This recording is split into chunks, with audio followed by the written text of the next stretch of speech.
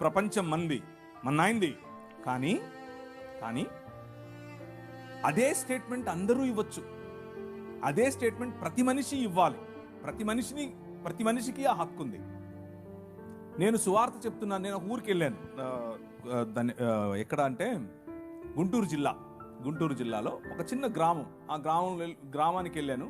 Night పడుకున్నాను. బాగా late అయిపోయింది మీటింగ్ లేట్ అయిపోయిన తర్వాత మనోళ్ళు రావడమే 9:30 10కి వస్తారు. 12:30కు మీటింగ్ అయిపోయింది. సరే అని వెళ్ళి పడుకున్నాను. ఒక ఉదయం 3:30 4 అయింది. 4 అవ్వంగానే గంట కొట్టింది. టింగ్ టింగ్. యెహోవా వలన ఆశీర్వదింపబడిన వాడా లే సోమరి లే అంటున్నా. ఏ ఆకాశవాణి ఏంటిది అనుకున్నాను. బయటకు వచ్చి చూస్తే బొంగులు పెట్టినాడు ఇంతవి. నేను పాస్టర్ గారిని అడిగాను, ఏంటండి ఏంటండి పాస్టర్ గారు ఏదో సౌండ్ సువార్త చెప్తున్నామండి అన్నాడు. అబ్బో భలే చెప్తున్నారు సువార్తలు. ఎలా చెప్తారు? నిద్రపోయేవాడిని కెలికి లేపి సువార్తనా?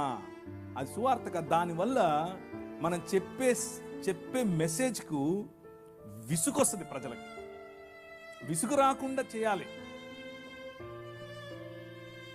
ఆ శుక్రవారం పూట మసీదుకి వెళ్ళి ఒకడు వారికున్న నిష్టలో, వారికున్నటువంటి భక్తిలో, వారికున్నటువంటి దైవభీతిలో మసీదుకి వెళ్ళి వస్తున్నారు. నువ్వు ఆ మసీదు కాన్ని నిలబడుకొని అస్సలాము అలైకుం సాహబ్ ఏలో అని చెప్పి వాడికి ఇచ్చావనుకో, ఏమంటాడు? 4 వేస్తాడు. ఎందుకేడు అంటే మనకు ఒక కామన్ సెన్స్ ఉండాలి. ఒక కామన్ సెన్స్తో మనం పనిచేయాలి. ఉదాహరణకు ఎవరైనా వాళ్ళ ఇంట్లో చనిపోయారు, వాడి దగ్గరికి వెళ్ళి రికార్డింగ్ డాన్స్ పెడతారా? పెట్టరు. Common sense. అరే వాడు దుఃఖంలో ఉన్నాడు, దుఃఖంలో మనం కలిసి కొద్దిగా సాంత్వన ఊరట ఇచ్చే పని చేద్దాం. ఎవరింట్లో అన్నా పెళ్లి జరుగుతుంటే వెళ్ళి ఇంట్లో వాళ్ళు చచ్చిపోయారు ఏడుతాం. మనం ఎందుకు ఏడం? అది కరెక్ట్ కాదు. అది మనకు కూడా తెలుసు. అలాగే మనం ఏదైనా క్రీస్తుని గురించి చెప్పాలి అని అంటే దానికి టెంపులే దొరికిందా, మసీదే దొరికిందా? అవసరం లేదుగా. ఎందుకు చేయాలి అక్కడ? సో మనమే కావాలని రెచ్చగొట్టేట్లుగా ఎప్పుడు ప్రయత్నం చేయకూడదు.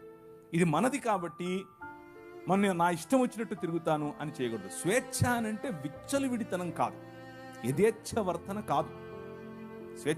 స్వేచ్ఛ అంటే అవతలి వ్యక్తి మూడేంటి, అవతలి వ్యక్తి ఎలా ఉన్నాడు, అవతలి వ్యక్తి ఎలా స్పందిస్తాడు, అవతలి వ్యక్తితో నేను ఏం చెప్పాలి, ఎప్పుడు పంచుకోవాలి అని సమయాన్ని చూసి ఆ సమయంలో మంచి స్నేహభావంతో గౌరవప్రదంగా ఆయనకు క్రీస్తును పరిచయం చేయాలి. వీధి సువార్త చేయండి, తప్పేమీ లేదు. కానీ వీధి సువార్త పేరిట గొడవలు పెట్టుకోవద్దు. మొన్న కొందరు వెళ్ళారు, క్రైస్ట్ గాస్పెల్ టీం, సంచులు వేసుకుని తెల్ల బట్టలు వేసుకుని పోయినారు. పోతే అక్కడ వాళ్ళు అడ్డుకున్నారు. వాళ్ళు కొట్టనీకి వస్తే ఈడు కొట్టనీకి వెళ్తున్నాడు, ఆడు తిడితే ఈడు తిడుతున్నాడు. ఏం చెప్తున్నావు నువ్వు?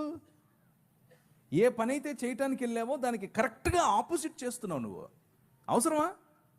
లేదు. ఎదగాలి, ఆలోచన స్థాయిలో పైకి రావాలి. మాధ్యమాలను ఉపయోగించండి. మీరు చేస్తున్నటువంటి ఈ మాధ్యమ పరిచర్య ఎక్సలెంట్. మొన్న జరిగిన డిస్కషన్ 7 లక్షల మంది చూశారు. అందరూ క్రైస్తవులే చూసింటారా? నో. మన మాట ఉప్పు వేసినట్లుగా ఉంటే, మన మాట తగ్గింపుతో ఉంటే, మన మాట అవతలి వారి భావజాలం ప్రకారంగా రెచ్చిపోతూ ఉంటే, మనం మన భావజాలం ప్రకారంగా తగ్గించుకుని మాట్లాడితే ప్రజలను గెలవడం చాలా ఈజీ. ప్రజలను గెలుస్తాం. ఈ భావజాలంతోనే ప్రభువు ఈ లోకాన్ని గెలిచాడు. మనం అలాంటి భావజాలంతోనే సువార్త చేయాలి. సో సువార్త చేయండి, ఇది మన దేశం, కానీ సమయస్ఫూర్తి కలిగి చేయండి. ఉదాహరణకు ఏదైనా వేరే గ్రామానికి మీరు వెళ్తున్నారు, ఇక్కడ నుంచి ఒక టీం వేసుకుని, అక్కడ ఉంటారు కదా క్రైస్తవులు. ఒకవేళ ఉంటే వారికి ఇన్ఫార్మ్ చేయండి, మేము వస్తున్నాం, మేము పని చేయాలనుకుంటున్నాం, మీకు సమయం వీలైతే మాకు తోడుగా ఉండండి, మేము చేస్తాం, వెళ్ళండి. దగ్గరున్నటువంటి వాళ్ళతో ముందు పీస్ పర్సన్ అంటారు, అంటే ఒక సహృదయం ఉన్న వ్యక్తిని కలుపుకోండి, అక్కడ కలిసి చేయండి, మళ్ళీ ఎవరి దారిన వాళ్ళు వెళ్ళిపోండి, ఇబ్బంది ఏమీ లేదు. అలాగే మాధ్యమాలను వాడుకోండి, అలాగే టెక్నాలజీ వాడండి, సెల్ ఫోన్స్ వాడండి, వాట్సాప్ వాడండి, ఫేస్బుక్ వాడండి. ఇవన్నీ మీరు చేసేవే, కొత్తవేం కాదు. అన్నిటినీ మించి స్నేహం వాడండి, స్నేహపూర్వకంగా ప్రజలను పట్టండి, గృహదర్శనాలు చేయండి. ఇవన్నీ ఏం కాకుండా ఊరికే పోయి చేతిలో ఉన్నది నువ్వు వాడు మూడేంటో తెలియదు, వాడు ఎలా ఉన్నాడో తెలియదు, ఇదిగో నువ్వు నమ్ముకుంటే పరలోకం మొత్తం లేక నరకం మొత్తం దేవుడు నిన్ను 65 చేసేస్తాడు. ఈ మాటలన్నీ చెప్తే ఎవరండి వినేది? ఎవరు వినరు. మనం చెప్పే దాంట్లో మనకు క్లారిటీ ఉండదు, వినే దాంట్లో వాళ్ళకు క్లారిటీ ఉండదు. అలా వద్దు.